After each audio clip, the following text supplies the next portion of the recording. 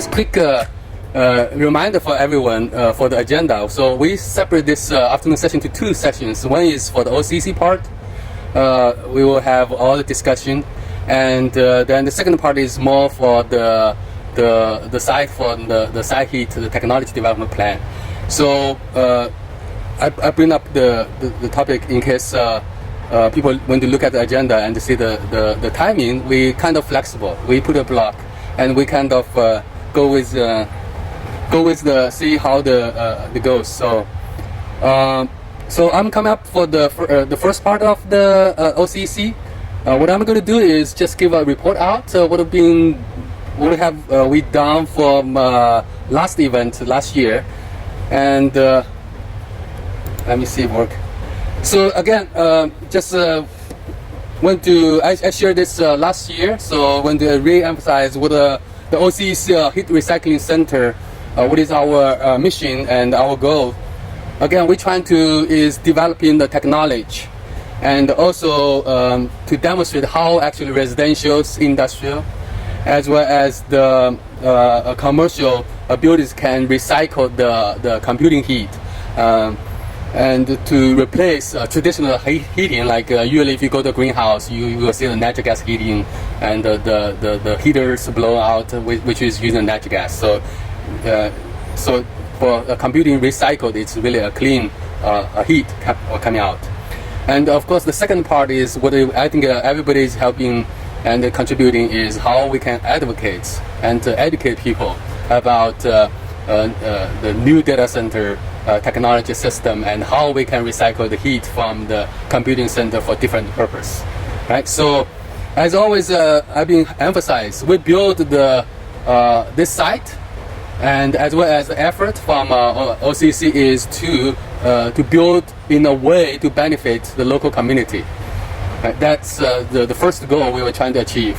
And of course, we also trying to be the leader for computing heat recycling. That's also the second part. We will continue working on the new technology, new system. So how we can bring the technology to really to applications, so we can recycle the heat and use it for different purpose.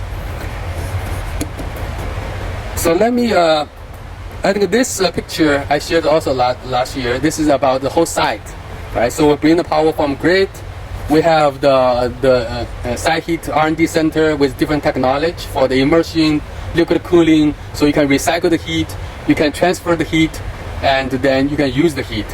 And the other part, which is the OCC Computing Heat Recycling Center, is really trying to explore system technology, how we can effectively use those heat recycled from the computing data center. So now let me quickly give some high level. I think our people will talk about in details for each one. But first, I want to bring up is we really want to thank American Community Fund approved our funding application, and all the buckets, plans, all the system put together this year is coming from the funding from the American Community Fund. Thank you. And also we spent quite a bit of time to get the greenhouse going. You can see the picture. George is helping to the stuff, and I also had a video on the website. We not only helping us, actually Marcus, I learned a lot from him how to actually do the soil stuff, and learn so much about the seeding. And yeah, we got the greenhouse ready to go, and you guys can see today. And this is the design. We're going to have the entrance part. That will be the seating area as well as for the education area. This TV will be hooked up at that side. When students come in, they will use this TV and also the table for the teaching. And then we, besides the seating area, we also self-build a dripping system.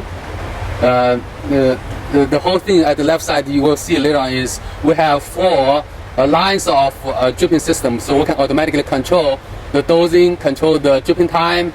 And nice thing is, actually I'm from Arizona. Every family has a dripping dosing system, so it's not so hard for me. But anyway, we build this thing, so that's a good thing. And we have 4 lines built already. So 2 lines for one is for spinach, one is for lettuce, and we have 2 lines for the tomato. The string will be the tomato goes up and hopefully will grow something. And this is a detailed plan. You can see today the 2 land 4 and 3 and 4 is all planted, and land 1 and 2 we're trying to. But we are trying hard, and we are learning, and we're trying to get help also. This is just a detailed explaining how this is being heated. So last year, probably you guys already, I think, saw the system. So outside was a computing system. They circulate by itself with a cooling tower, and the pump house where is the heat exchange. So the after the heat exchange, the water will go into the underground through the underground and coming up, and the pipe is the hot water goes through the floor system and goes back to the pump system. So this is how we actually heat the greenhouse. We can so we'll also develop. I think still have some optimization goals. So the temperature here is monitored, and the floor heating, the water flow rates, and the temperature can be controlled by the system. So when the temperature goes high, it will slow down the flow rate, as well as can even drop the temperature. And the temperature goes down, it will increase. And also, exciting thing is with Abby's help, I think she's going to talk more detail.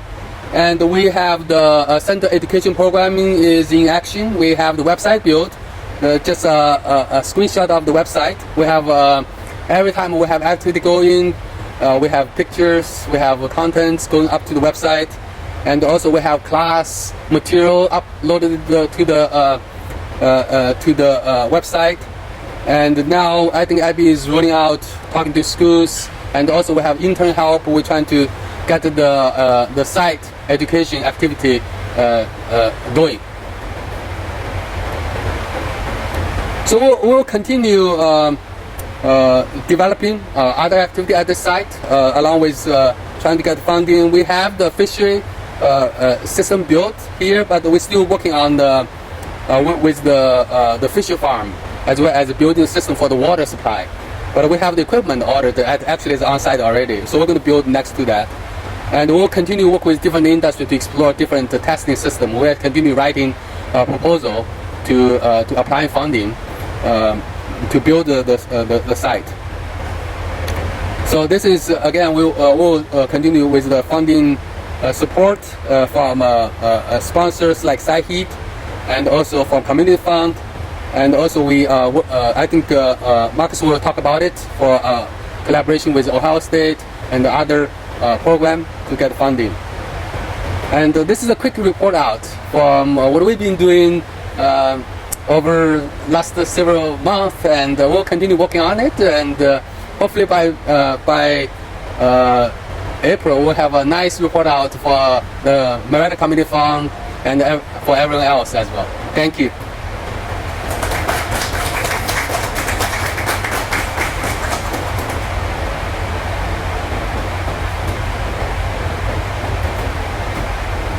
Keeping the session with OCEC, let's welcome Heather Adler for the next speech. Heather?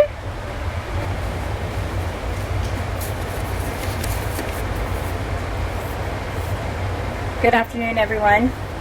Thank you for allowing me the opportunity to share our support for this very innovative project in our community.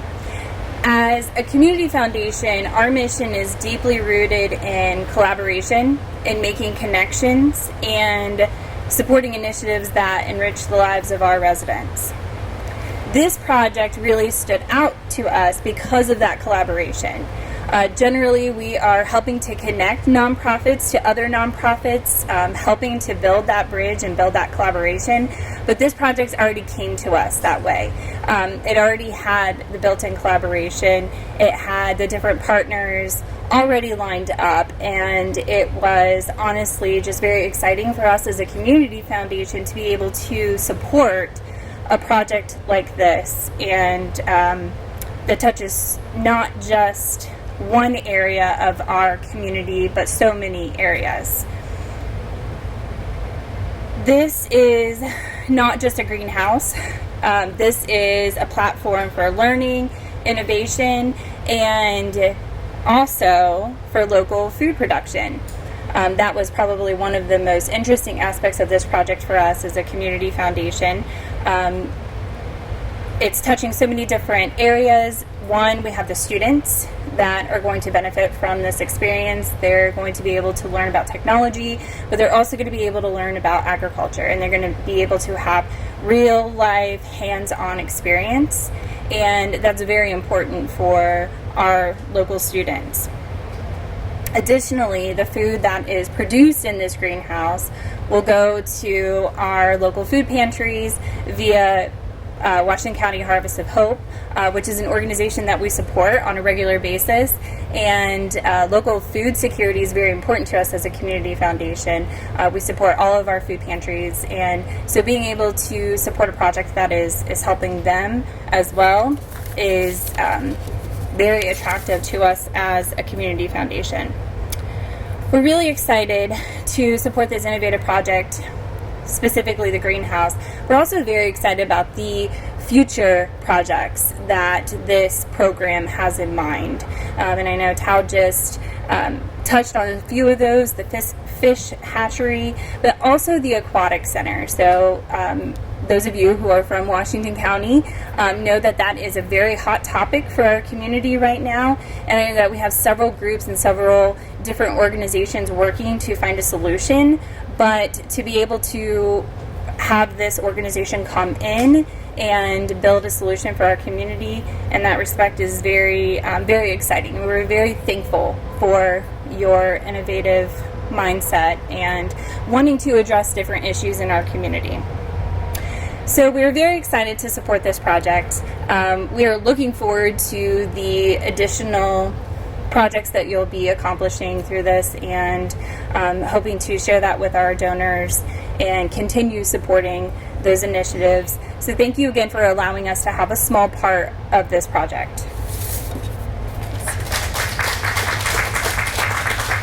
Thank you very much.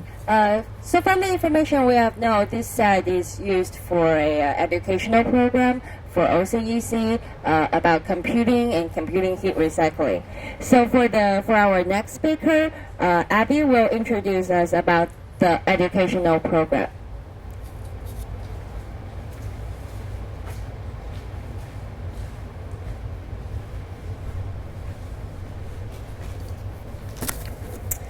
Okay, hi everyone. Thank you for being here today and supporting this site and education work that we are all committed to with this project. I'm Abby Campbell, and I'm an agricultural educator and FFA advisor at Fort Frye High School, in addition to helping direct the education program here. My work within the community has allowed me to see firsthand the impact of when business and industry partners with education. Your presence here helps to underscore that importance and our dedication as a county and as a community to our next generation's growth. This site's development already, as we've heard this morning or this afternoon, has been a process of collaboration and truly a vision of what I see career technical education being for our community as we move forward in the future. We are truly at a transformative part in our nation when it comes to education in general. There's a major shift towards prioritizing career technical education, work-based learning, and real-world experiences for our students. These experiences just aren't about classroom learning, but about bringing the classroom into the world, where students are able to gain firsthand practical skills, real-world knowledge, and understand how their learning connects to future careers. I see this every day through agricultural education, which has long realized the power of experiential learning, and my support for this shift in education is rooted in knowing how impactful it is to students of all backgrounds. When I look ahead to what this site can become, I'm envisioning a hub of opportunity where we can create and nurture community partnerships that are going to benefit students, teachers, and administrators alike.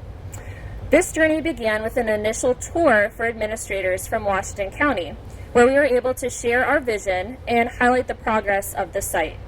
Since then, we've opened up opportunities for schools to visit, which includes an upcoming field trip from Warren High School's computer science program, which I found out today they're bringing 47 students on site, which is awesome.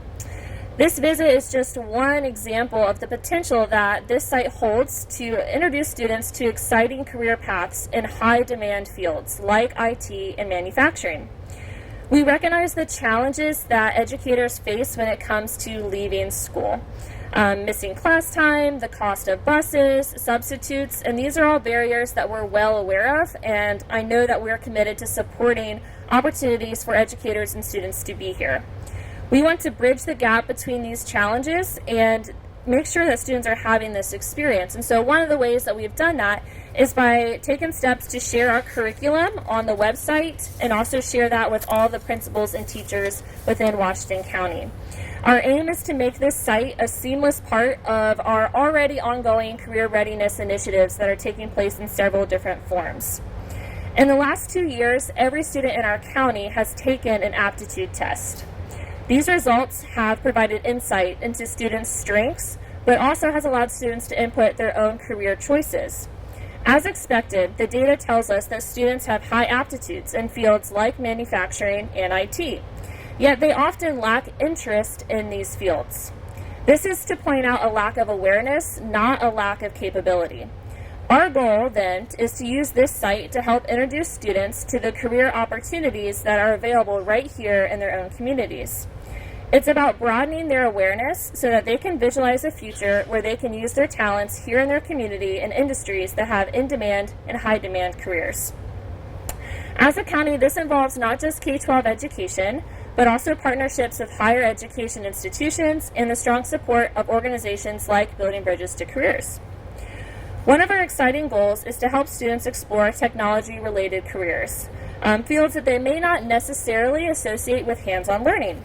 For example, this site might offer the chance for a student to see fields such as Bitcoin management, artificial intelligence, and heat recycling technology. We want students to see technology not just as a field for coders and computer scientists, which are equally as important, but also a space for innovators, environmentalists, agriculturalists, and problem solvers. Our greenhouse space offers this dimension entirely. We can create partnerships that give students direct access to a living laboratory, where FFA students, for example, could develop science fair projects or engage in supervised agricultural experiences. These projects teach valuable skills such as record keeping, preparing for a job interview, and other tasks that are important in future careers. And this extends not just to CTE or career tech education. We should be looking at how we can integrate career readiness skills across all curriculum subjects and into all classrooms. All students need to have what we consider to be the portrait of a graduate and build on those career skills.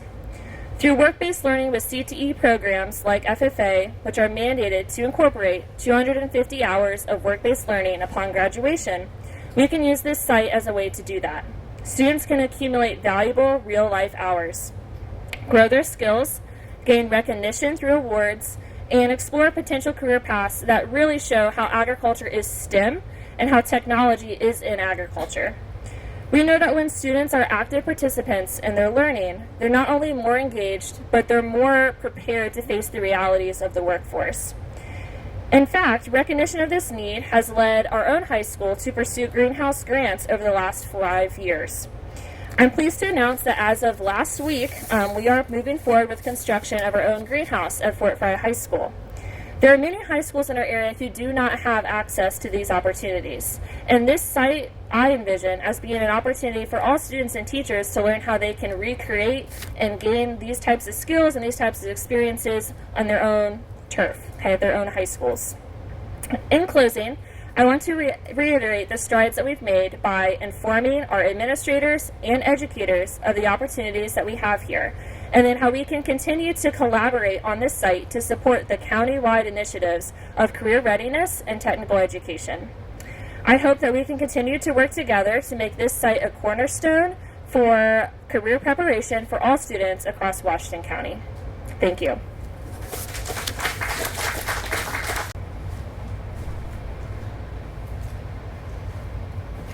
I gotta make sure I watch my step up here. So thank you, everybody, and good afternoon. Again, my name is Mark Riley, and I'm the cybersecurity and IT professor at Washington State College of Ohio. I'm actually the new professor. I got there last year, so I'm still new. I actually live in Athens County, so I'm sorry, guys. I'm a newbie here. Actually, my wife and I have talked. Maybe we should just move over this way. That would definitely shorten my drive, but. Thank you again, everybody, for inviting me here. I guess first off, I will invite everyone out to our fall open house tonight at the college. So from 5 to 7, we'll be showcasing some of our programs because, as you can see, things are looking great. Our enrollment is up, especially in areas like my cyber program. And we recently moved from just a 2-year college to now we are a 4-year college thanks to our nursing program. And we've started that discussion. I've had my dean ask the question many times, Mark, what's it going to take for us to take your 2-year cyber program and bring it to a 4-year program?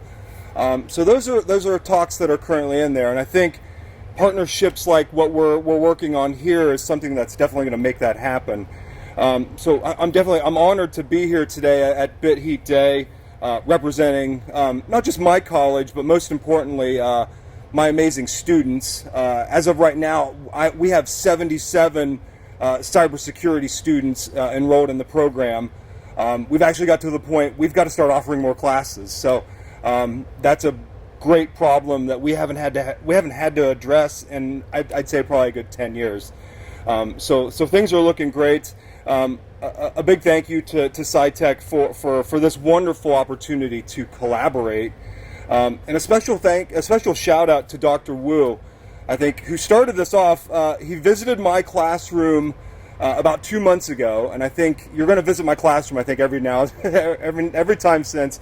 It really sparked this interest and enthusiasm in my students. As a teacher, when I can get students sitting there asking me questions, like that's like the dream job. And I've got students asking me about this, like, what is this? Tell me more about this. So we're getting a lot of that. So again, special thank you there, Dr. Wu, for doing that. I'm thrilled to see some of my students here today. Actually came today, so I'm thrilled to see that. And we're ready to dive into this world of sustainable technology as well as innovation. As many of the previous speakers mentioned, this is tying all of that together. We're not just teaching agriculture here, we're also teaching like technology and Bitcoin mining and all that cool stuff. And that, from a professor standpoint, that's how I get my students interested in it. They really don't want to hear me talk about stuff in a PowerPoint, but they love hearing about this stuff here. Our cybersecurity program already boasts some amazing partnerships. We're a Cisco Networking Academy partner. We're also a partner with CompTIA, who has some of the industry-leading certifications out there. And we're a recent partner. We just partnered up with EC Council, who takes care of a lot of the cyber world. So a lot of our students get a good range of networking from Cisco, the Cisco world, which is the industry leader. They get a good base in the IT fundamentals from CompTIA, and now they're getting a great base in cybersecurity. This added partnership really just kind of solidifies that, and well, ultimately it's our students who are going to benefit from something like this. Our students get an amazing 2-year hands-on education in our current program. In a collaboration like this, we're going to introduce students to, well, the innovative side of technology here. I've been talking for many years, with Intel coming to town, our whole state is going to look a lot different here in 5 to 10 years. It's already looking very different. Go to North Columbus and look at all the apartment buildings and cities that are popping up there. I feel like we can get this here in southeastern Ohio, in our counties as well. We can get that trickle-down effect. There are companies that will do business with Intel and all that. So I think this is that trickle-down effect that we're seeing. We're seeing the different type of manufacturing and business and industry coming in.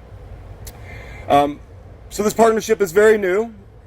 Although I don't know yet what these collaborations are going to look like, Ever since Dr. Wu and I have connected and he has come to my class, my head has just been spinning, trying to think of all the different service learning projects, internships, even everything down to the little assignments that I can work in on my end to tie this all together. So again, I think I'm here to say that I'm committed, as well as our university. We're committed to creating these best learning experiences. I think I put it here in my notes. It's the meaningful, real-world learning experiences that I think that we're creating. We did that for a long time in the classroom. I think we now have to step it up a little bit more with the new generation of learners. This is a perfect example of how we can do that. So I'm looking forward to all these future projects, and I think together we're gonna pave a way for a brighter, greener future. I dream about a nice heated aquatic center too. I think ever since you guys told me that, I'm like, I live in Athens. I want a heated aquatic center there too, as well as many of the other things that you guys are learning about, and we're all going to learn about together. But I'm looking forward to all the possibilities that lie ahead. So, thank you, everybody. I don't have a lot today, but again, I think we're going to know a lot more in the next coming year as we start seeing this start working into our college program. So, thank you, everybody. Hold on a second, Mark. You just said you have an open house at your school later today? Yeah. Would you give us a little bit more information in case anybody would like to go to his place and take a look at that thing? Yeah. And so actually, from 5 to 7, and for those who might not be familiar with our campus, so it's 710 Colgate Drive, just right outside town there in Marietta. From 5 o'clock to 7 o'clock tonight. They did want people to RSVP, but there have been many people that are just coming, so we expect that. So please, if you know of anybody who's looking at taking the step going into college, have them come and chat with us. I think that's the first step. Our success coaches will be there. Our faculty will be there. I always invite folks, come check out our classroom. We have one of the nicest cybersecurity teaching spaces, I feel, not just here in the Mid-Ohio Valley, but probably in the larger area as well. So please come check out our teaching spaces. Our nursing facility has those $80,000 sim mannequins, that they use, and all the other universities. So we have all that stuff. Please come out, talk to one of our advisors. Our financial aid folks will be there. Talk to one of the professors like myself, and just kind of start that conversation. If you know somebody who wants to start that conversation, we'd be happy to start it with them. So, thank you. Anybody would like to go visit tonight?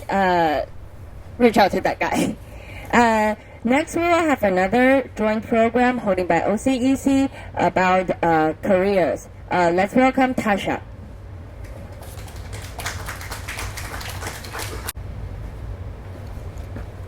Thank you. And thank you for having us here today. So first of all, Building Bridges to Careers is a nonprofit organization. We're about 12 years old or so, and we focus on bridging the gap between education and employment. We do that by building relationships and making sure everybody kind of gets to know each other so that we can get our students out and get hands-on experiences. So it's events like today and partnerships like today and collaborations like we have with Dr. Wu that are perfect for the work that we do. When Dr. Wu approached me after I think it was after a Rotary presentation, initially I was like, oh my gosh, we have to be talking to SciTech, and we have to find out more information about what they're doing out here, because this is very exciting for kids in a lot of different ways.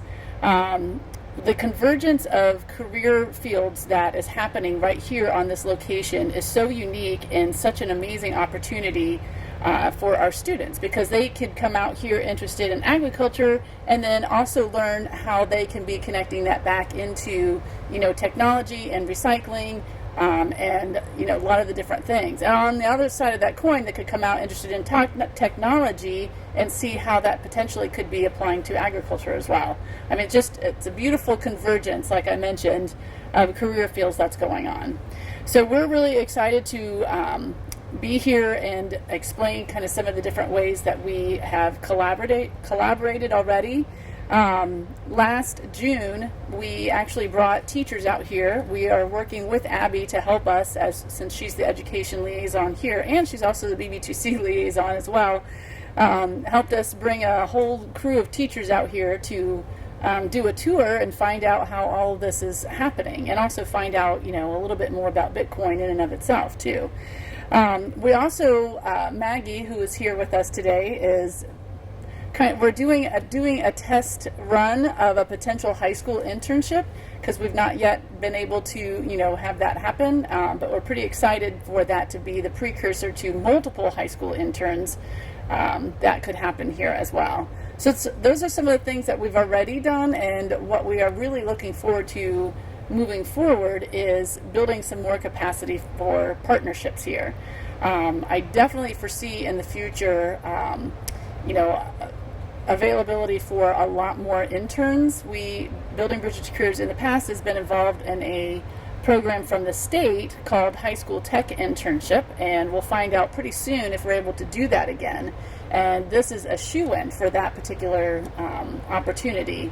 And we'd love to continue to bring more teachers out here as well. And to Abby's point of utilizing this space for like a lab for schools is a great idea. So Building Bridges to Careers can be the in-between and make more connections to make a lot of these things happen. So we're pretty excited that this is going on. The research and development that is happening right here in Washington County is really pretty exciting. So more to come for sure. Thank you.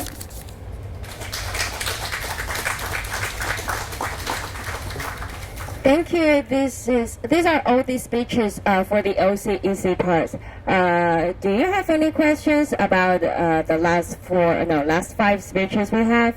Because that's all the introduction from OCEC, and we are ending this session, so we have a very short question period.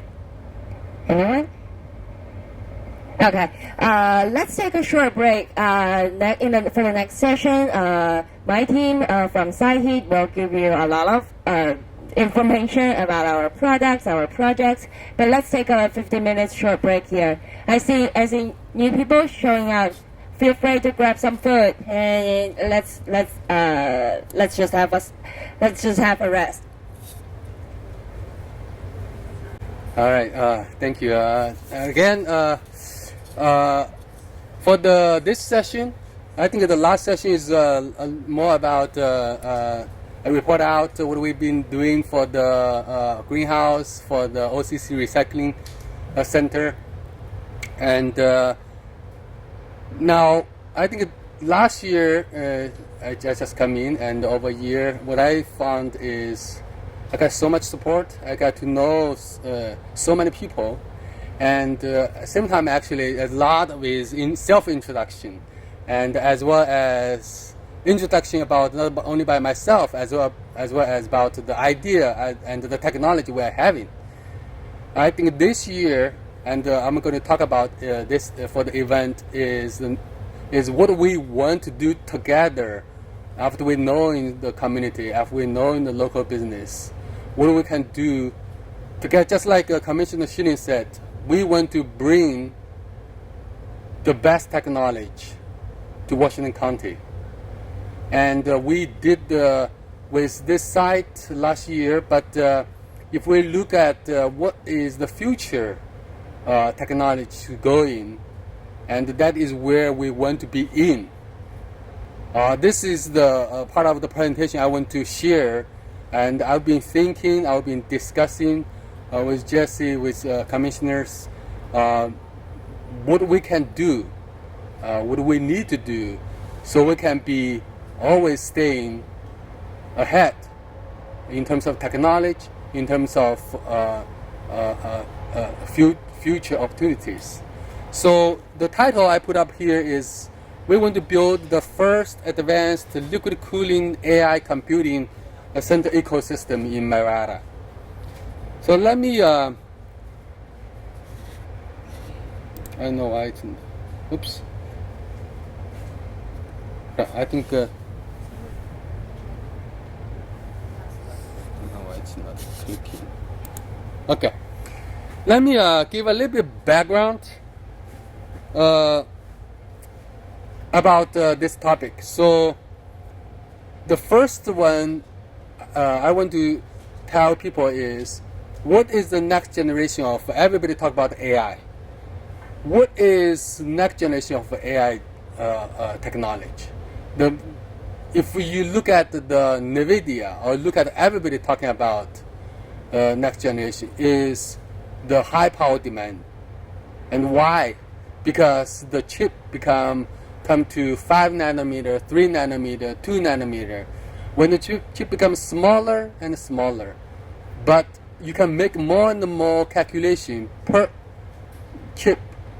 But at the same time, the challenge is how you do, as I mentioned, every calculation, what you do is you use some electricity to apply to the circuit and do a calculation, then the energy, the electricity, 100% convert to heat. That is the physics of calculating. So when you do the computing calculation faster and faster, more and more within one single chip, that means you use more and more electricity power per chip. That means you generate more and more heat per chip. And how to remove them and make sure the chip work properly at a certain temperature, the key solution is the heat dissipation. So that is the technology people dealing with, trying to find a solution with. That is what I'm going to talk about. And also, I'm not me doing that. Actually, the leader, which is NVIDIA, they are changing all their product roadmap to liquid cooling, because that is the solution to remove the heat. If you look at the announcement from NVIDIA from 2025 and all the future roadmap, they will move everything to liquid cooling. We are so excited because we have been working on liquid cooling for over 5 years. Even before we asked them, say, hey, can we work with you, NVIDIA, do some liquid cooling? They said, no, we don't, because air cooling is enough. But now they come back saying, we want to change everything liquid cooling. So that means we're ahead, even we're still not working on the AI yet. And they are still only at the early stage of AI also. The third part background is everybody, I think, is also realized, everybody talking about AI growing so fast, they use so much power. Even today on the Earth, all the power generated is not going to meet the AI demand. That is how much power they're going to use. And another key challenge is, if you look at the data center built across the world, 90%, over more than 90%, is air cooled. The challenge they're facing is, okay, I'm going to build a data center, but it's liquid cooling. What am I going to do? I'm going to build a new one? Or I need to change all the AI or all the air cooling current facility to a liquid cooling facility, because their current one is not compatible with liquid cooling. So that is the challenge, not only to the big guys. Actually, for the new guys also, they have to decide, should I build a liquid cooling or should I build someone with between like air cool or liquid cooling?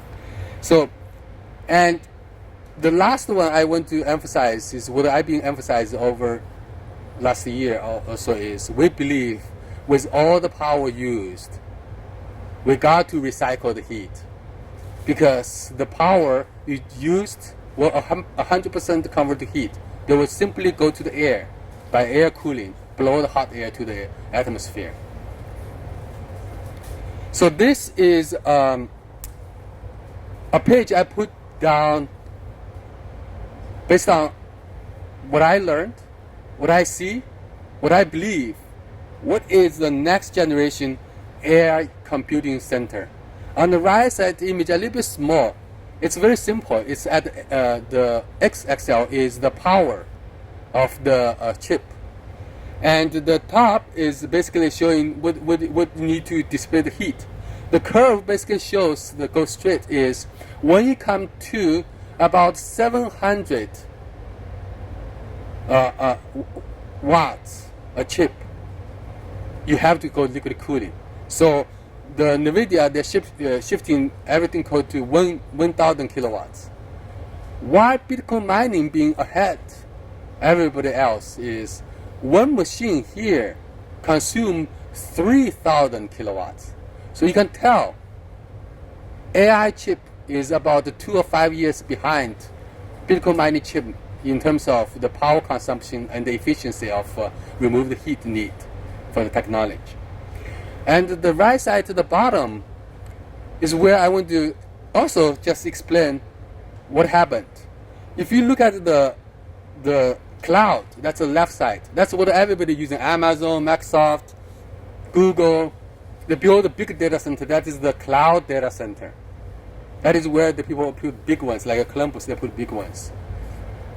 But when you come to the next generation, where the data processing is not at the cloud, it's actually at a user, close to the user condition. For example, when you develop an auto drive, people today say, oh, we're talking AI, we're talking model training, so you make the model at a big data center, at the cloud, at data center, you build a model. But when you actually use the model, how are you going to use the self-driving? Basically, you install a lot of camera on the car. The car, when you drive around, they collect so many images, so many moving parts. They need to get those data processed. Then the car knows, oh, this is a person, this is a tree, this is a street. If you want to collect those images from the car, and then you send all the data to the big cloud data center, you need a lot of cable, not of network requirement.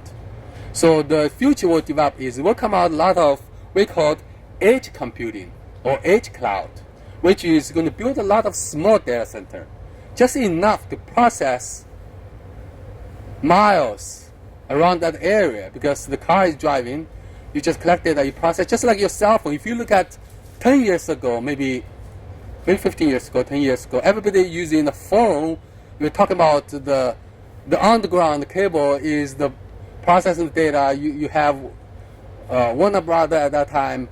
That is how you can process data fast because your phone is so slow. Of course, you cannot play game at that time. But why you can process your phone data, you can play game so fast because you build a lot of cell towers. Similar idea. For the AI next generation coming, today the early stage, everybody making the AI model. But when you come to next generation, when people start to use those, everybody making their own, let's say your video shop, processing your data, making your video, driving car and your own car, processing all data, and all other activities with AI processing, you want to process it locally. And what we want to do here is we want to see what is needed for that happen. So the first one would be, definitely will be the AI server in those edge computing center. And the second is liquid cooling, because that is need to meet those server requirements. The next is electricity, because you don't need 100 megawatts, probably 200 megawatts, but the local ones are definitely like 10 megawatts, 5 megawatts, or maximum 20 megawatts is enough to run in the local processing for the AI related activity. And then the computing heat recycling, that's all I always been talking is, when you think about so much power needed, do you need to build the infrastructure for your current process as well as the future process? But if we can find the right spot using those heat, that means you are not creating new demand for the power because those power energy is used for heating anyway, right? If you can recycle the heat, that means you're not adding the burden of building new infrastructure. So that's what we vision for next generation. Of course, you will have the current, all the data needed, the network, power backup, all those needed. Now look at this side, or look at my right, our side. We are perfectly timing for that because everybody is building a new data center. Everybody going to build. I think this year everybody's still talking about build big ones. Next year or next year after, everybody will start talking. If you look at the, as I mentioned about edge cloud, Nobody going to build the big ones around everywhere. They're only going to build 10 megawatts, 20 megawatts, but close to the user, close to where the modeling being applied. And this area is the one, since we're going to try to bring the new technology here, we're trying to bring the population back, we're trying to bring the activity back. I think this is the timing for us to look at it, to attract people coming, because everybody start thinking about building a new data center with liquid cooling. And they were looking, so we are going to build it. So I think this is the timing people are still looking around to find the site. That's a perfect timing for us to be that choice. And we believe with this next generation, not only bring the AI technology, all those application business, as well as agriculture business associated with this heat recycling will come in. Bring both high-tech as well as the local traditional industry together with this next generation computing center. And this site, we have 10 megawatts ready to build. We have the infrastructure ready. If you look at the site, everybody select site. One thing is they need to build the electricity infrastructure. They need to build, find the right substation close by. And we have 10 megawatts facility ready. With the transformer on site, everything is ready. You just need to pull the wire and ready to work. And the nice thing is we've been operating for liquid cooling for more than 1 year here. No issue happened. It's proved reliability and quality. And we have computing heat recycling technology applied today. So we believe, at least I believe strongly, Murata will be the place, can be the place to demonstrate what is a future AI computing center design looks like. Not only just do the computing by itself, using a lot of power, using a lot of water, using a lot of hot air generation. So we want to use this site to demo what people should thinking when you start building site at everywhere else. This is the new product design. Just like this one, we call the Rackbox A1. I think Chi will talk about it in detail. We have a container-based and have all the system associated with the AI data center needed. This is a picture of the AI. This is one box will have about 400 kilowatts. So, like 2 boxes will come to 1 megawatts. And you have 2 sets of cooling system. One is the liquid cooling system, and another system is the box for the AC to keep the inside the box at the AC condition as well. And this is a detailed analysis of the product top view. So the box itself, and inside the box is the racks. The racks, actually, if you look at the racks today, it's a compatible racks actually. It's the same structure of racks. Inside the design will be a little bit different, but the size of the racks is the same. And you have the server, you have the NVLink for network, you have the circulation system. And this is the plan I've been trying to discuss and work with people to see. We're going to build a team. Last year when I come here, I think I know very well about Bitcoin mining. I don't know much about the greenhouse, but I learned so much around from people here. And I've been learning. Now we build this thing. But it's more about current technology and how to put them together. But this one is new. New to me, new to everyone else. I think new to everyone in the world, actually, if you look at the AI data center. So we're going to put a team for the center development plan team. So we're going to try to share this idea with the big guys like NVIDIA to let them to understand one day to build. They need to thinking what is the next generation, and so they can come in to support the idea, to support us to build a new design, a new AI computing data center ecosystem to demo here. And we're going to have a local business who are going to use the the data center with the business partners and the customers, and we actually put a detailed plan, and we're trying to share with team, local business, and big companies to come in to join to develop this center. What I want to last thing I want to talk, and also I strongly believe that's why exactly over the 1 year I've been learning, I've been get to know so many people. The most exciting that Jesse was asking me, say, what do you like most? I think it's the help I got from day one along the whole year. So I want to really to thank again, to acknowledge is Site Heat.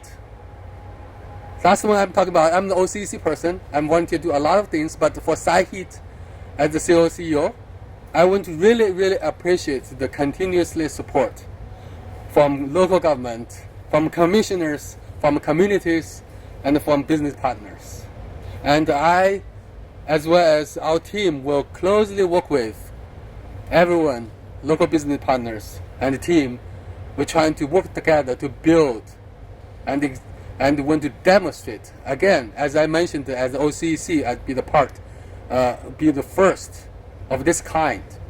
Want to build the next generation data center technology at the Marietta site. Thank you.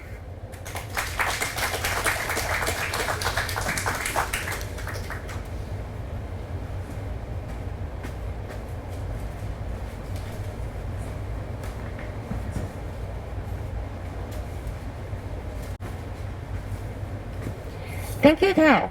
For the next session, we'll welcome Jesse Rush for the introduction of AI industrial development in SE, Ohio. Tao was explaining to us that you were trying to come up with solutions for a lot of hot air, and then you gave me the mic. So I think you took a step back in that regard. So I'm Jesse Roush, Executive Director of the Southeastern Ohio Port Authority, and we are the lead economic development agency for Washington County. And I may have the distinction of being the first person in Washington County to talk to Dr. Wu about this project 3 years ago now. And so he asked me to talk about AI industry development in Southeast Ohio.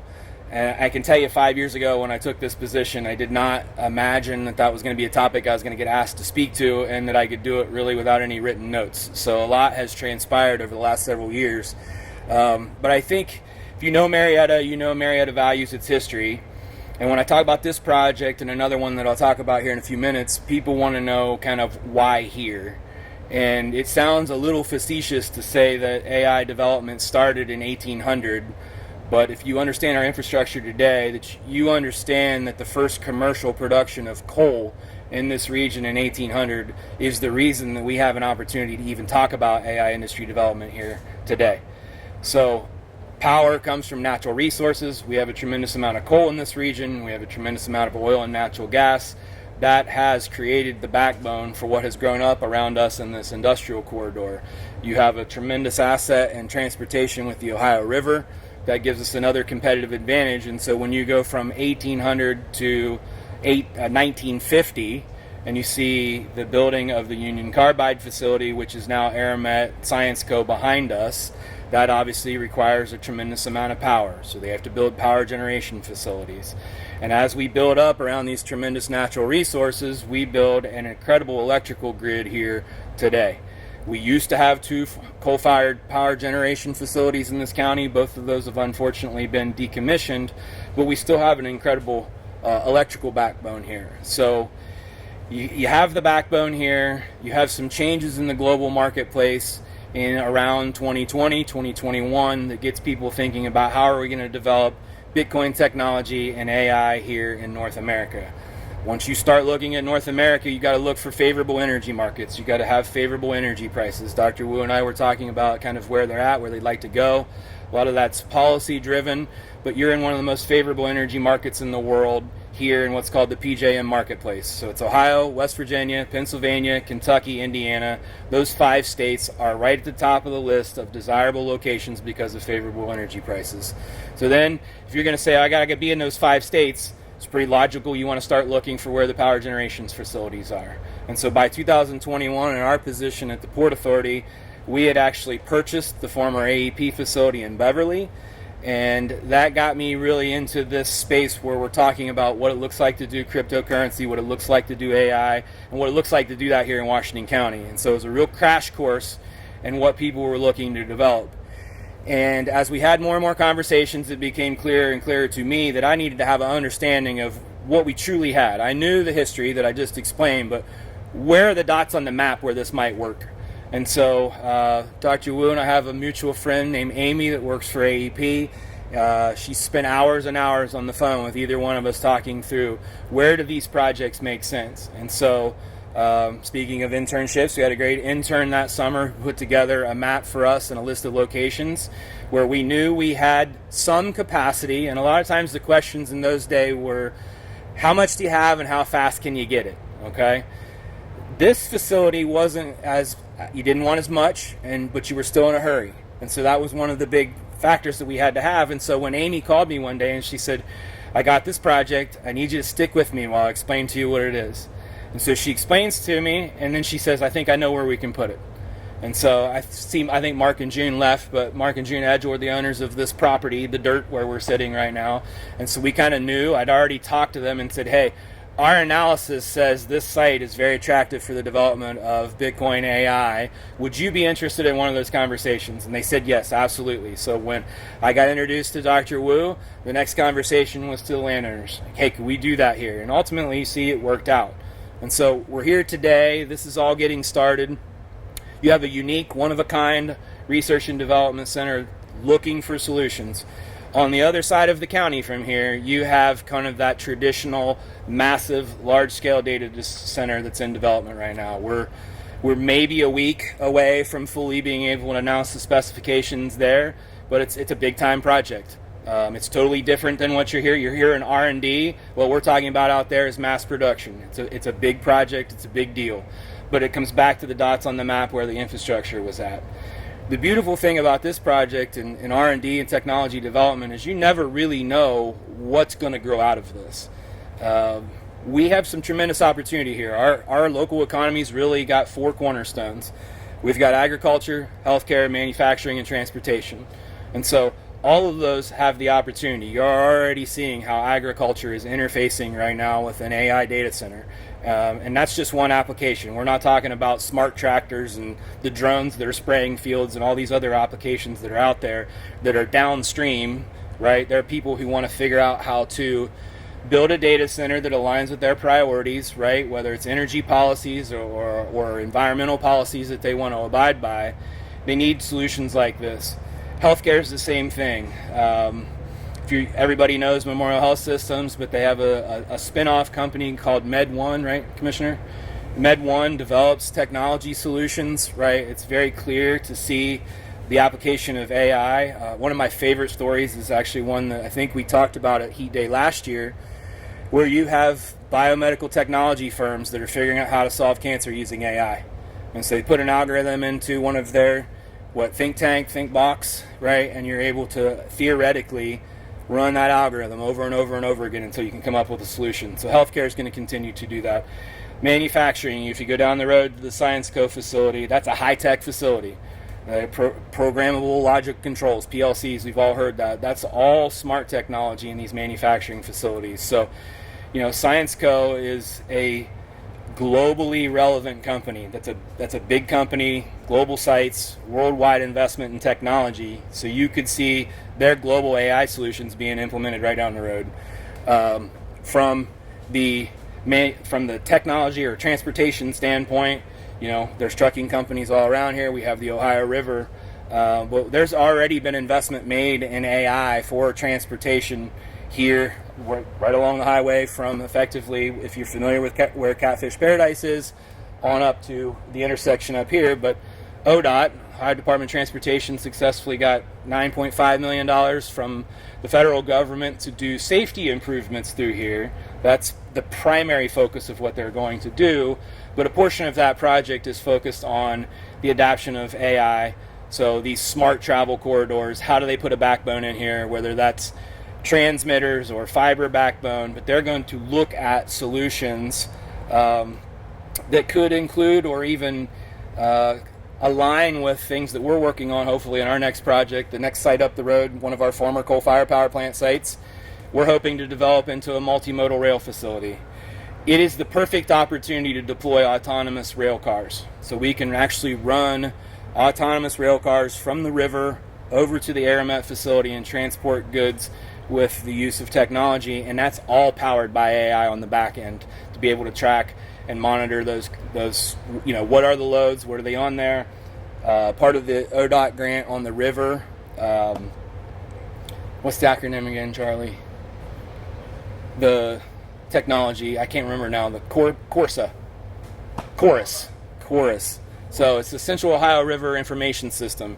That's all technology driven to track where the barges are, how many days to get there, what's on the barge, what's the quantity and volumes. Again, all of that's going to have AI on the back end. So, those of us that live here right now probably don't recognize that it's already around us, but it very much is, and we're very much a part of this global equation right now. So to me now, in retrospect, it makes perfect sense that this project's where it's at.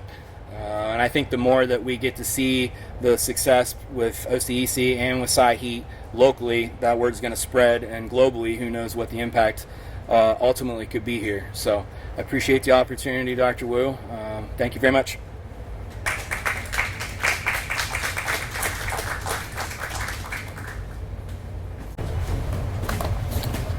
Hello, thanks for having me today. My name is Marcus McCartney, and I'm from Ohio State University Extension right here in Marietta. And I can remember a couple years ago when Jesse reached out to me and I said, "You're going to do what? With grow what?" Well, I had no idea what you're even talking about. But then you meet Dr. Wu, and just the energy and passion that he has, that brings. I don't know if some of you guys have ever partnered with other organizations or agencies, but when you partner with someone, they have that energy, it helps get you excited. You're like, okay, there's no red flags here, this will be a good project. And standing right here today, we can kind of see Dr. Wu's vision kind of came to fruition, and I think that's wonderful, Tao. I think you deserve a round of applause for that, really, you do. So I think some of our job on the board is kind of take his vision and kind of keep going with it and try to get this greenhouse growing and kind of get it productive. Like all greenhouses, there's always a learning curve. You have to learn the behavior of the greenhouse. I mean the behavior, how does it react or how does it relate to the environment? How do we heat during the winter, during the fall? How do we cool it down during the summer? So there's always something we have to watch, we have to measure. And now we have a little bit of another wrinkle that's kind of new to us, is with, you see the tubes running along the ground. Is how do we keep it cool, how we keep it heat using that excess heat from the crypto mining facility process. So there's going to be a lot of learning, I think, in the first year or so. We have to learn just the sun exposure and learn how that that heating source reacts with the greenhouse. But like Commissioner Schilling said, Washington County, he wants to be a state-of-the-art technology. Okay, right now CEA. It's one of the fastest growing agriculture segments in Ohio. What is CEA? CEA is Controlled Environment Agriculture. Right now, Abby's talking about using real-world applications. Well, they're projecting to be a 30% work shortage in the CEA industry. So we got an opportunity right here to build that up. So how CEA work? Well, it's kind of like intensive farming, but in a greenhouse. Okay, so it's using advanced intensive methods to grow hydroponic-based plants in a controlled environment to optimize horticulture practices. It's basically combining plant science with engineering and computer systems to grow plants and to grow our food. To think about here back, 100% automated. And that's where we see a lot of happening in Ohio. We see a lot of it happening in Columbus right now, and they're kind of working on that. But we do have that 30% shortage, so we do have an opportunity here for workforce development. And CEA needs a sustainable pipeline for talented workers, and we can provide, working with the high schools, we can provide that opportunity, working with Washington State, to provide that workforce of skilled workers and professionals to that industry. For example, one of my colleagues in Columbus, they're doing the same thing. They're working with industry, a company called Crop King. Abby knows a little bit about Crop King, and they have implemented these systems. And I'll reach out to OSU, some of our professors up there at the college, very interested in this site, because we have a little bit of a different wrinkle, don't we? Because we're heating our greenhouse with the byproduct of the crypto mining processes. So at Columbus, if you guys ever been up there at Waterman Farm, we used to have a lot of greenhouses, your old traditional type greenhouses. So they tore those down. It's been about a $23 million project in building these state-of-the-art, technology facilities, and up here we call it OHCEAC, Ohio Controlled Environment Agriculture Center. And they're the ones that really spearhead the effort of training professionals and workforce, and they want to replicate what they're doing in Columbus at this site right here. And one of the representatives will be here tomorrow at 2 o'clock. Dr. Tao and I will be Dr. Tim McDermott, and we're going to meet to see how we can implement what they're doing up there here to meet that need here in Appalachia. And the cool thing about OHCEAC is they already have curriculums developed for that educational workforce development, but we would actually cater that towards Washington County, towards this green OCEC, and actually towards Appalachia. And that curriculum actually, not only are we focusing on adults, but we're also focusing on the youth aspect. So we'll be working with elementary schools, potentially putting hydroponic systems or raised beds at some of the schools. You go up to middle school, get a bit more intensive. Go up to high school. Now we maybe have Abby's talking about getting a greenhouse at their school. Maybe we can put a CEA system in their greenhouse as well and get those kids exposed to it. So we also have manuals and online curriculum for teachers to use. So we like to say we're growing teachers and plants both throughout the growing season. So the CEA is really cool. I think it's going to be really interesting. If you guys ever seen automated anything in agriculture, it's phenomenal. I'd recommend, if you guys ever see an automated robotic dairy operation, check it out. First time I saw it, it blew my mind. And I'm hoping when people come here to see this greenhouse and they walk in, we're going to be blowing minds as well. But to make it work, we need to maximize the impact of this greenhouse to make it, like Abby said, real world application. And so when they leave, they can get employed right into the workforce. So CEA, let's go over the top of crops that are traditionally grown in CEA. Well, our leafy greens, that's one of our more common ones. Lettuce, spinach, kale, arugula. I don't know why anyone would want to grow arugula, but it's a common one grown in CEA systems. Herbs, we've got basil, cilantro, parsley, and mints are commonly grown. Your microgreens, and those are young little seedlings of vegetable plants and herbs, basically. In the last few years, with the technology and CEA developing, we're seeing mushrooms like shiitake mushrooms, oyster mushrooms being grown in these intensive systems. We're seeing more tomatoes, pretty much any variety you can use. You see the little strings that are going from the bag up to the rafters. Yes, so our tomatoes are technically a vining plant, so you get those cherry tomatoes, we go up to the rafters with them. Strawberries, we can grow strawberries year round. Okay, cucumbers, same thing. Cucumbers grow vertically really well.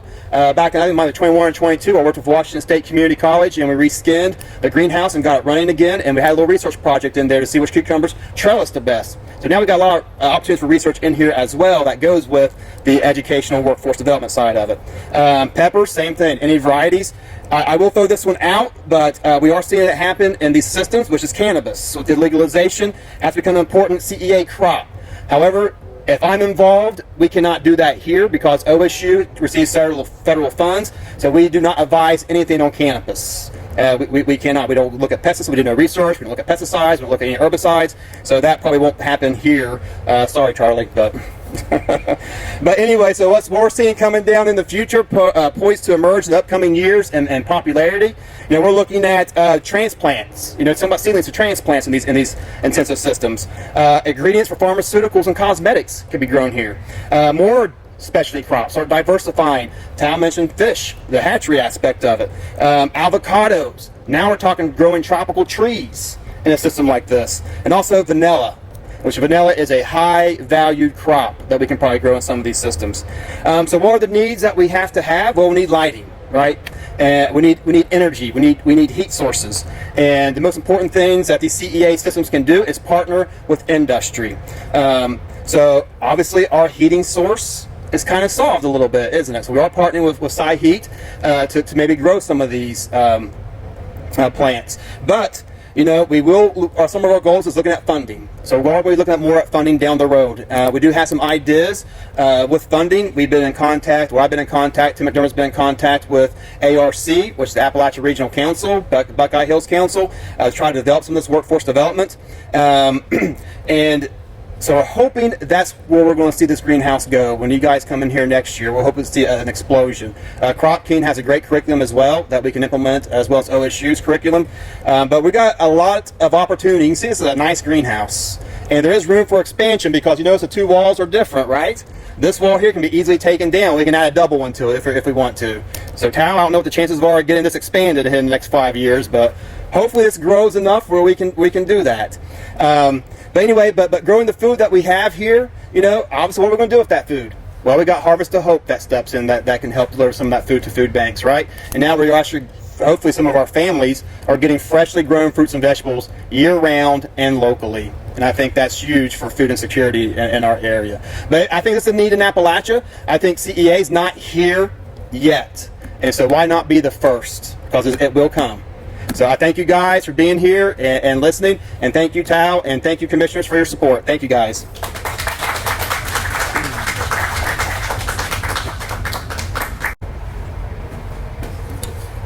Thank you, everyone. Thank you so much for being here. And thank you for all of the presenters. Sitting here, listen to all of you, and it just paints a perfect picture of how you guys welcome Saihe into the area, and from government, business, as well as local community, how much support that we have been receiving. It's really, really impressive, and we are very grateful for everything that you guys have supported so far. So as a company, we wanted to strengthen the relationship, and we wanted to strengthen our technology, innovative for computing heating center ecosystem, and then we wanted to explore continuously what we can do for different applications. And as you can see, right, today over here, the greenhouse is our very first application. It started to show its success. Last year, I think we just had a shell here, but this year it's pretty packed and it's really taking a shape. And we are very, very excited to explore even more opportunities for different applications. So my name is Annie, and I am leading and managing some of the projects and initiatives with Saihe. And some of the projects that we are exploring right now, including the aquatic center that's being introduced earlier, and we are also partnering with Canadian computer heating centers as well. But over here, because of the local support, we really wanted to giving back as much as possible. So in addition to the greenhouse, we're also partnering with the Washington County Jail. And this is the project that I'm going to quickly introduce to everyone today.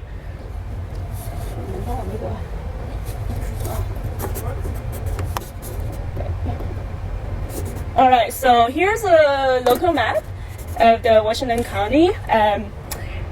I think most of you are familiar with that, right? Where it's at. It's pretty close, and our focus here is integrating our advanced computing center ecosystem into helping them into enhance two parts of the heating within the facility.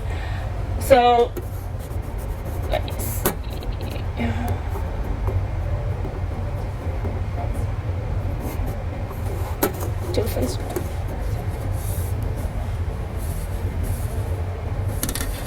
Yeah, so like I mentioned, there's going to be two phases for this project.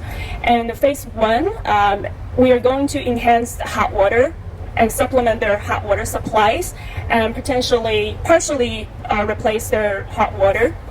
I think currently they have 190 kilowatt natural gas boiler as what they use to provide their hot water needs. And with our system, we are looking at supplementing this and as well as partially replacing it and eventually using the gas boiler maybe as a backup for this facility. And here is a quick drawing for the system. As you can see, it's a very simple system. The little boiler on the right is what they currently have, and with our innovative system, which is a more smaller module cabinet design, a lot smaller than the container you see outside, but it still has the capacity to provide the heat the site needs. So our engineer is working tirelessly trying to wrap up the design and pushing the project forward. And then once we achieve our goal in phase 1, we're going to move to phase 2 for the heating of the entire building. And we're going to use similar concept. It's just a slightly different application for the heat recycling purpose. I believe right now they're using the 440 boiler right now, and this capacity will be slightly bigger than hot water. All right, so just very quickly go over the benefit of the project. Obviously, everyone probably already have a really good idea, like what the intent is for this project. It is intended to, again, as an initiative to giving back and support the local community. This is going to be our pioneer example of application for our recycle program. And obviously, this is going to improve the energy efficiency tremendously by reduce the reliance on the natural gas usage. And on the cost side, right, we always want to look at the cost side as well. Since we're using less natural gas, the savings on the natural gas over the time will be quite significant as well. And then last but not least, there's a huge environmental impact on this initiative as well. And by using the energy efficient technology, we are able to reduce the carbon footprint for the facility. And we're going to also help strengthen the future growth of the reduce use, less of the fossil fuel as well. So yeah, our passion here at Site Heat is to really help with the overall, the global warming and less of emission, and with the support from the local community, especially education and overall technology push towards the direction, we're very excited to partner with everyone. And I really appreciate everyone come here this afternoon to show your support for Site Heat as well. And hopefully you stay warm in the greenhouse today and sheltered away from the rain. So hopefully you enjoy your time here. And thank you so much.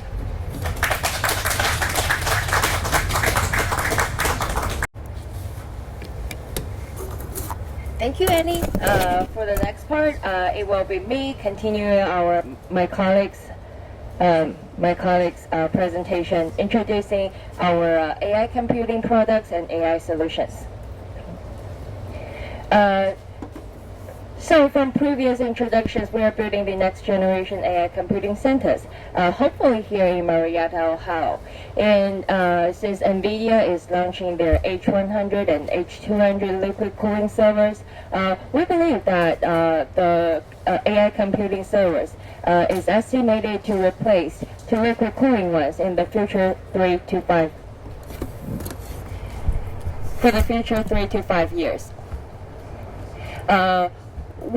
Our products is designed to meet the very high computing power demand with heat recycling things.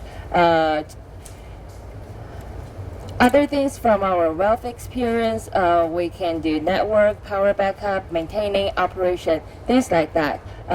Learning from the experience from BTC Mining, we are confident to say that we will pioneer the liquid cooling AI data center building in the very near future.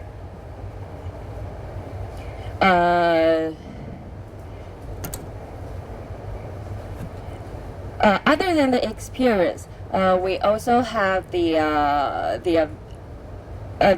proven experience of survey selections and supply chain partners. For this A-Series product lines, we have launched two different types of AI products. One is for cold plate, and the other one is for immersion. For the cold plate liquid cooling products, we are offering a very low total cost ownership interrogated solution with PUE which is the power usage efficiency lower than 1.2.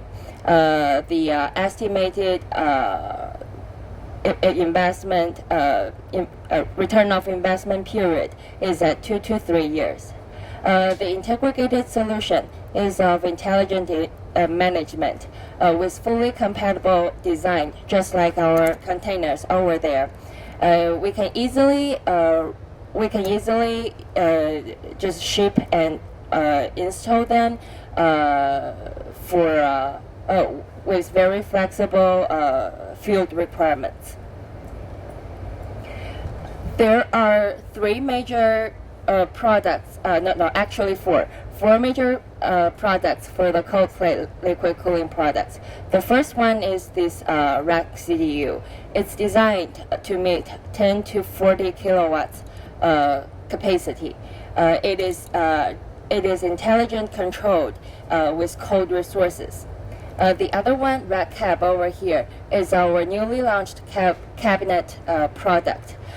This is the only product in the market that has integrated liquid cooling solution as well as computing heat recycling system in only one cabinet, approximately this tall. So it's very compatible and it's all in one. You just need one that cabinet and you have everything.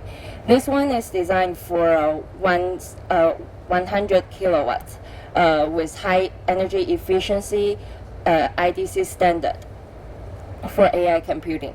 If we have higher demand, the cabinet could be customized to extend its capacity up to 200 kilowatts.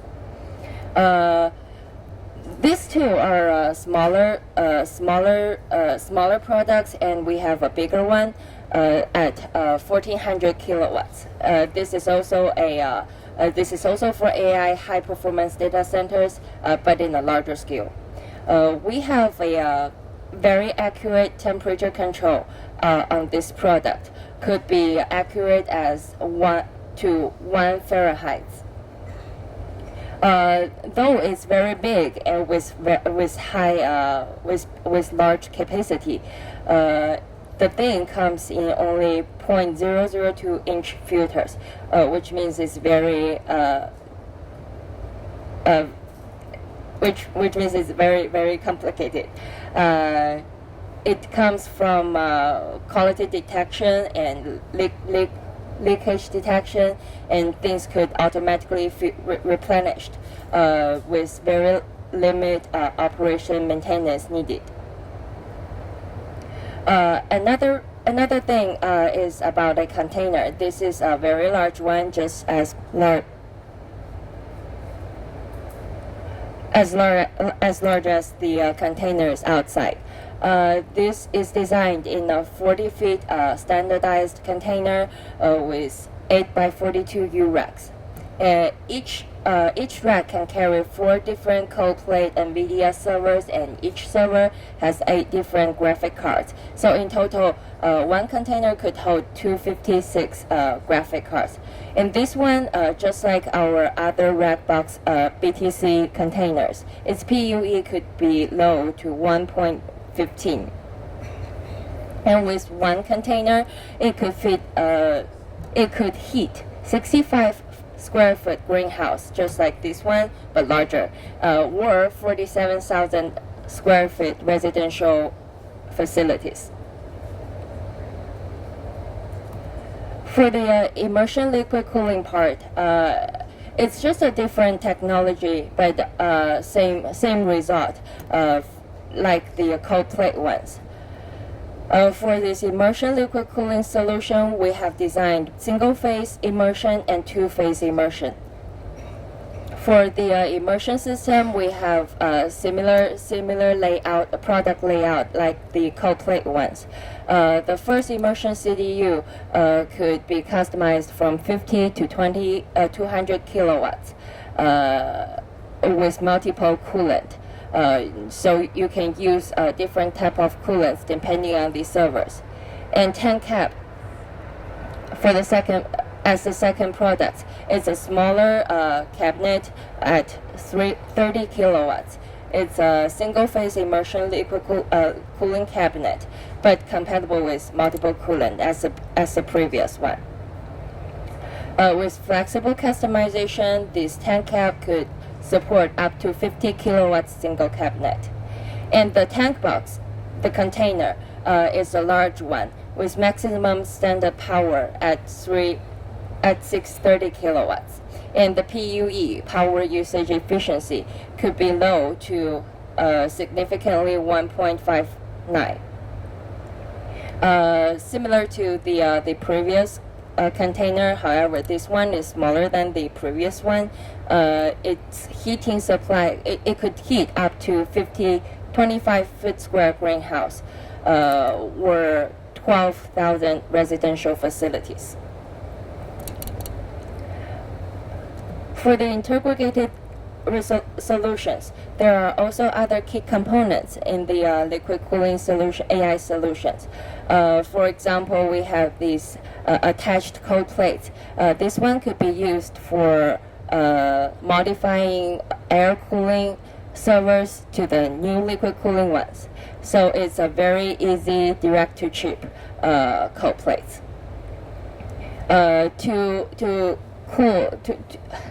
To extra dry cooling the servers, we have designed two different types of dry coolers, a smaller one and a larger one.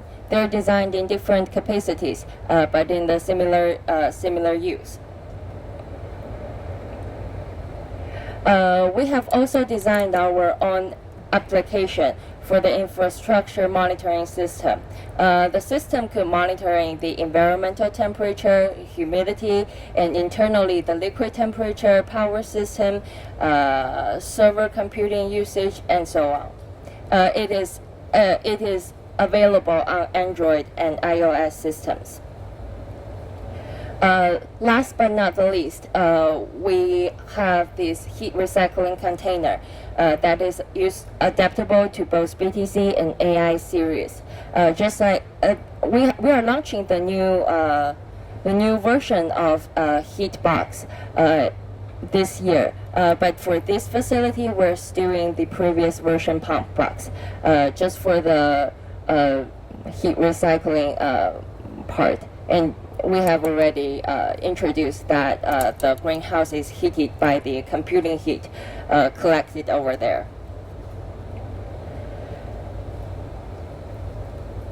That's all for the product information of today.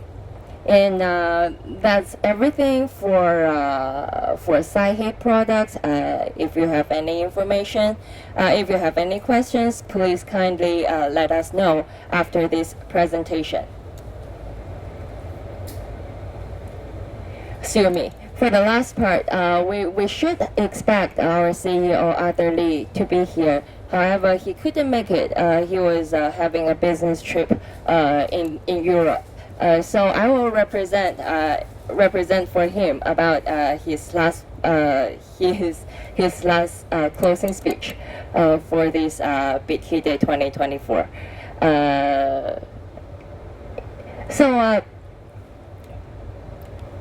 If you're a OCEC member, you may probably see that the OCEC is opening a Open SMR initiative, which is a sustainable energy solution specialized design for computing industry. So with this group, we aim to bridge the gap between energy needs of computing industry and nuclear solutions by aligning the technology to data center demands. To do that, we will make our patents open source, which ultimately the cost of building data centers will be super low, and the power of usage will be sustainable and green. To start this initiative, the ecosystem of this group would be worldwide, from nuclear suppliers to industrial partners and to data center operators. The our advisors have given us a welcome a speech, a video actually, to do that for the congratulations of the group.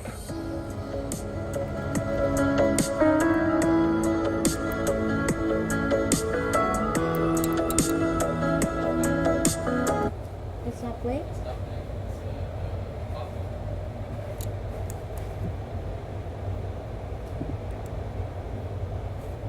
Is it?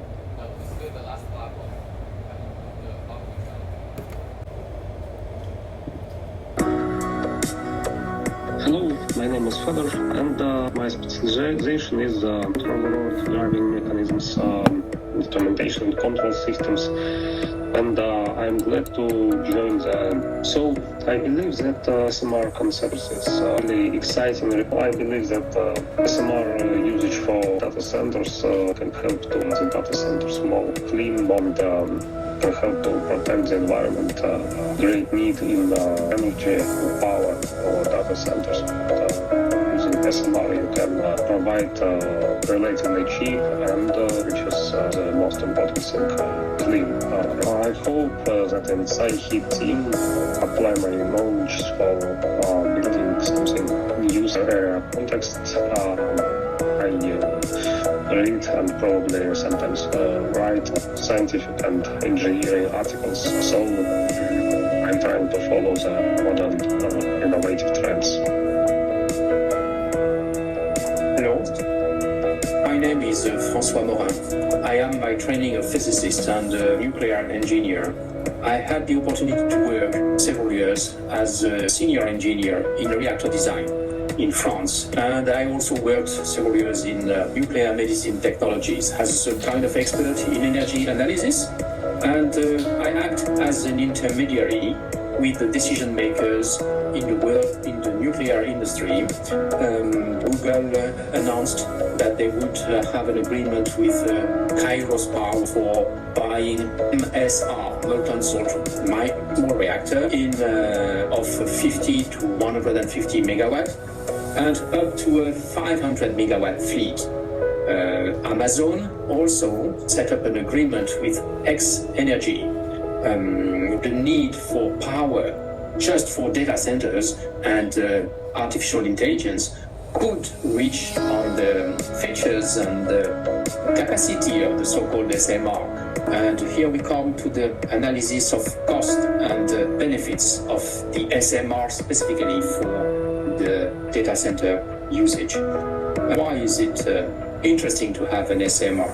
Because a small capacity means first small initial investment. Second thing, we know that plans for renewable growth is the plan is all over the world. EDF has proven that such a thing is possible with large reactors, and they can decrease the power by 900 megawatt in less than 30 minutes in one of their reactors, which means changing the power not only 200 times a year, but several times a day. Patents currently developed by Sinu and SciHeat are important in the SMR debate. How to ensure safety, how to better manage fuel utilization. I am myself quite excited to participate to SciHeat plans, and I hope that my extended expertise and my contacts all over the world will help to build a strong partnership. This is SMR is a field of partnership. I think we are just in a turning point where those who have innovation points just in phase with the needs, particularly the data centers needs. I think this is an important feature. I think SciHeat has a future that I'm happy to join. Thank you very much.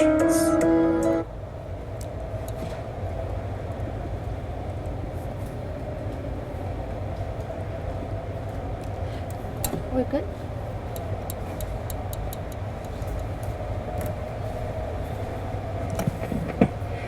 So that's all for today, and we will Sorry, I just want to add a little bit comment about because the author was supposed to. He's the board member for the OCEC. I just want to add a little bit the color to the why we would like to do the other discussion. So, as I mentioned, we bring the technology, the AI data center, heat recycling, everything is really talking about the future energy, future technology. And at the same time, since we are here, we also like to bring the future, not necessarily applied technology, a future, I would say the field, the brain, the concept, those discussions to this area as well. I think if you look at the hottest stock actually, AI is one, last several months. SMR is the hottest these days. If you're interested to look into that, because if you look at the clean energy, people start realize the nuclear energy, especially small nuclear reactor, is the solution. So people are discussing about it, people talk about it, people see where the technology is going to be. So we, as the OCEC, is focused on the clean energy and climate. We actually also would like to bring this topic to this area, attract the people around the world to this area to talk about it, as well as bring this as part of education potentially, as to bring this knowledge to students to understand where is the energy future. And also we will later on also bring other topics, such as we're actually talking about idea of bring the Bitcoin mining to opto. I think probably people are talking about express bring the human to Mars, bring to the moon. Same thing, if everybody talking about the Bitcoin mining or AI consumption, what about doing those technology in the space? Those are the future. Knowledge is that a future technology will be what we believe, and a lot of people, experts believe. We would like to use OCEC and bring those discussions to this area and bring those education background to the students here. So that's why we would like to bring this up here as one of the forum, OpenSMI. I will talk a little bit more in the later with the OCEC member, with the local community, as well as other a forum for the future technology to bring those to local community, to students, and aware. So we always been ahead around the world. Yeah, that's just some color I want to add.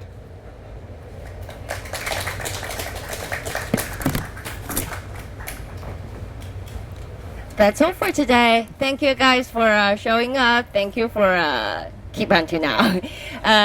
Please be free to grab some food, grab some snacks. Be free to whatever you want home, and the flowers. Very willing to give them to you. Yeah. Yeah. Thank you.